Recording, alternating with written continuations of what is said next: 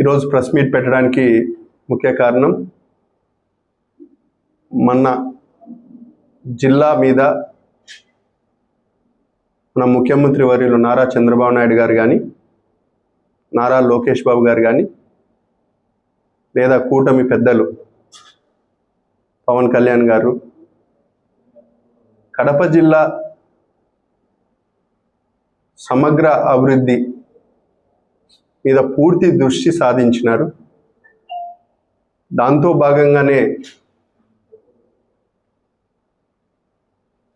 JSW steel plant పనులను ప్రారంభించడం కానీ,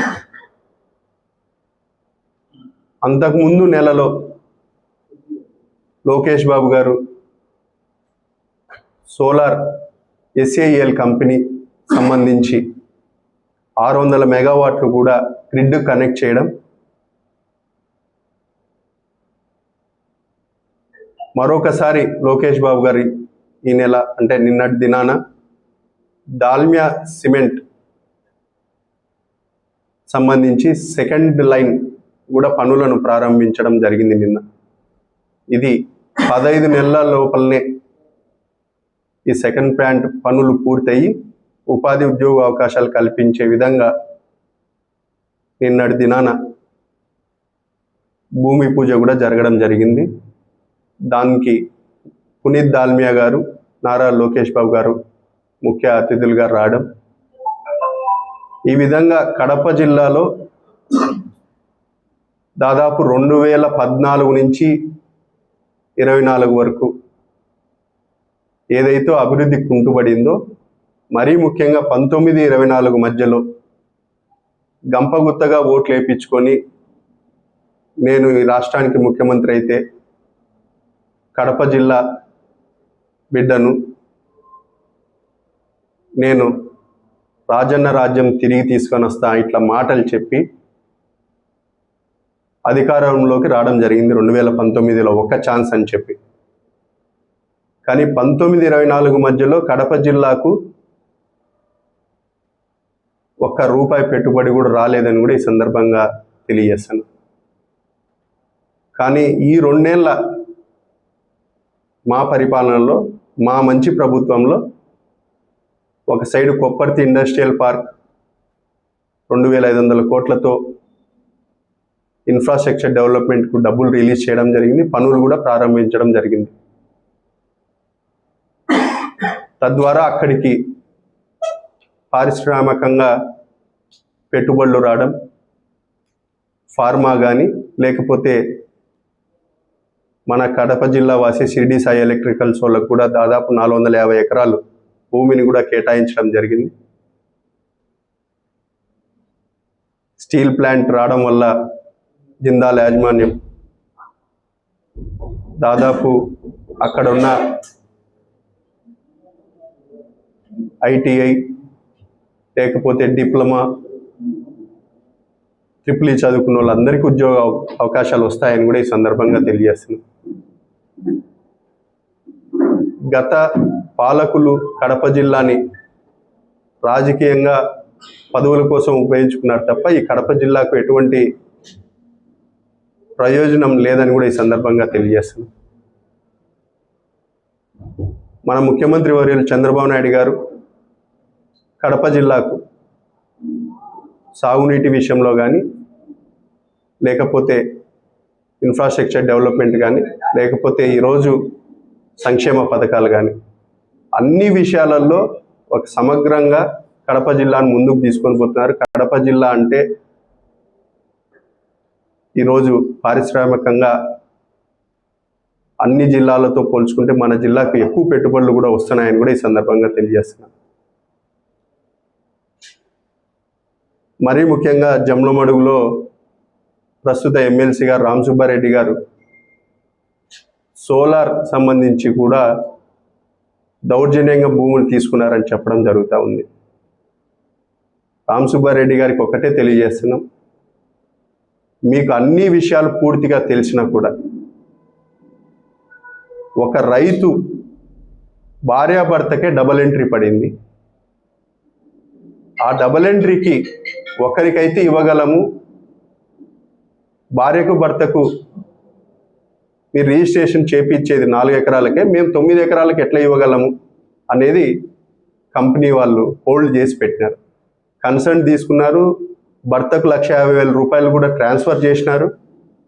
కానీ రాజకీయ లబ్ధి కోసం నోరు ఉందని చెప్పి గట్టిగా మాట్లాడితే యువతలో ఎవరైనా భయపడతారు అనుకుంటారు. అటువంటి పరిస్థితులు ఏం లేవు.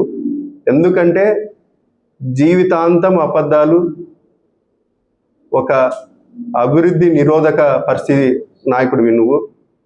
నీ టెన్యూర్లో ఏ రోజే కానీ ఉపాధి ఉద్యోగ అవకాశాలు కల్పించే విషయంలో నువ్వు ఎప్పుడే కానీ, నీకు నీ టైం బాగాలేదో లేకపోతే నీకు చిత్తశుద్ధి లేదో కానీ, ఎప్పుడే కానీ నీ టైంలో అభివృద్ధి జరగలేదు.